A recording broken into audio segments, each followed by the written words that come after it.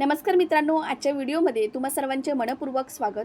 मित्रांनो, गेल्या काही वर्षात तुम्ही आभा कार्ड हे नाव ऐकलं असेल। काही हॉस्पिटलमध्ये याबद्दल विचारलं जातं, तर काही ठिकाणी आभा कार्ड बनवण्याची सूचना सुद्धा दिली जाते। तर सोशल मीडियावरील याबद्दल प्रत्येक प्रकारचे व्हिडिओ देखील पाहायला मिळतात। पण इथे एक मोठा प्रश्न निर्माण होतो, आभा कार्ड म्हणजे नेमकं काय आहे? तो आयुष्यमान कार्ड सारखाच आहे का? आभा कार्ड बनवला म्हणजे मोफत उपचार मिळतात का? तो प्रत्येक भारतीयांसाठी बंधनकारक आहे का, किंवा या सगळ्या गोष्टी फक्त अफवा आहेत?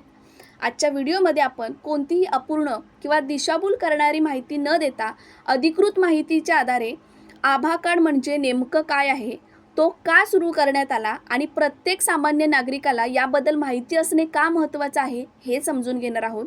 तर व्हिडिओ स्किप न करता व्हिडिओ शेवटपर्यंत नक्की बघा। आणि जर तुम्ही अजूनही मराठी अवनी चॅनलला सबस्क्राईब केला नसेल तर लवकरात लवकर सबस्क्राईब करा। चला तर मग व्हिडिओला सुरुवात करूया। तर मित्रांनो, सर्वात आधी आपण आभा कार्ड म्हणजे नेमकं काय आहे ते समजून घेणार आहोत। तर आभा म्हणजे आयुष्यमान भारत हेल्थ अकाउंट। हा एखादा विमा कार्ड नाही, हा एखादा योजनेचा लाभ मिळवण्यासाठीचा कार्डही नाही, तर हा आहे डिजिटल हेल्थ आयडेंटिटी तयार करण्याचा एक उपक्रम आहे।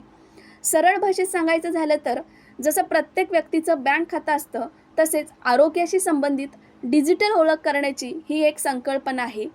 आता आभा कार्ड सुरू करण्याची गरज का पडली, तर हा प्रश्न समजून घेतला तर पुढची संपूर्ण योजना सहज समजेल। पूर्वी एखाद्या व्यक्तीने जर एखाद्या हॉस्पिटलमध्ये जर उपचार घेतला असेल, तर त्याचे रिपोर्ट, प्रिस्क्रिप्शन किंवा इतर कागदपत्रे त्या हॉस्पिटलमध्ये राहायची। जर पुढे दुसऱ्या शहरात किंवा दुसऱ्या हॉस्पिटलमध्ये जर उपचार घ्यायचे झाले, तर ते पुन्हा कागदपत्रे सोबत न्यावी लागत। पुढे कधी रिपोर्ट हरवायचे तर कधी जुनी माहिती उपलब्ध नसायची। यामुळे डॉक्टरांनाही उपचाराचा संपूर्ण इतिहास समजायला वेळ लागायचा।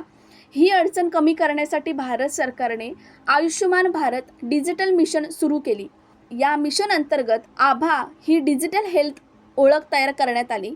याचा उद्देश असा आहे की तुमच्या स्पष्ट परवानगीनेच तुमचे डिजिटल आरोग्य रेकॉर्ड सहभागी आरोग्य संस्थांमध्ये वापरता येतील। आता आभा कार्ड म्हणजे आयुष्यमान कार्ड आहे का, हा सर्वात मोठा गैरसमज आहे। अनेक लोकांना वाटतं की आभा कार्ड आणि आयुष्यमान कार्ड हा एकच आहे, पण हे पूर्णपणे चुकीचं आहे। आयुष्यमान कार्ड हा पात्र लाभार्थ्यांना आरोग्य विमा योजनेचा लाभ मिळवण्यासाठी वापरला जातो, तर आभा कार्ड हा डिजिटल हेल्थ अकाउंट आहे। म्हणून आभा कार्ड बनवला म्हणजे आपोआप विमा संरक्षण किंवा मोफत उपचार मिळतात असं नाही। हा फरक समजून घेणं खूप महत्त्वाचं आहे। त्याच्यानंतर दुसरं आहे, आभा कार्ड बनवणे बंधनकारक आहे का, तर या प्रश्नाचं उत्तर आहे नाही। कारण सध्या आभा कार्ड बनवणे प्रत्येक भारतीयांसाठी बंधनकारक नाही आहे। ज्या व्यक्तींना डिजिटल हेल्थ सेवांचा वापर करायचा आहे त्यांनी स्वइच्छेने आभा कार्ड तयार करू शकतात।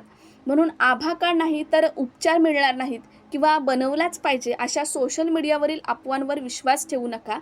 नेहमी अधिकृत माहिती तपासा। त्याच्यानंतर आहे, आभा कार्डचे उद्दिष्ट काय आहेत। आता तुम्हाला प्रश्न पडेल की जर विमा कार्ड नाही तर मग याचा उपयोग काय आहे। याचं उत्तर सोपं आहे। आभा कार्डचा उद्देश उपचारांचा इतिहास डिजिटल स्वरूपात व्यवस्थित ठेवण्यासाठी एक व्यवस्था तयार करणे हा आहे। यामुळे भविष्यात तुमची परवानगीने सहभागी डॉक्टर किंवा हॉस्पिटल तुमच्या आधीच्या आरोग्य नोंदणी पाहू शकतात। याचा फायदा विशेषतः जे दीर्घकालीन आजार असलेल्या रुग्णांना किंवा वारंवार उपचार घेणाऱ्यांना किंवा वेगवेगळ्या शहरामध्ये उपचार घेणाऱ्यांना होऊ शकतो। मात्र लक्षात ठेवा, हे फक्त तुमच्या संमतीनेच शक्य होतं।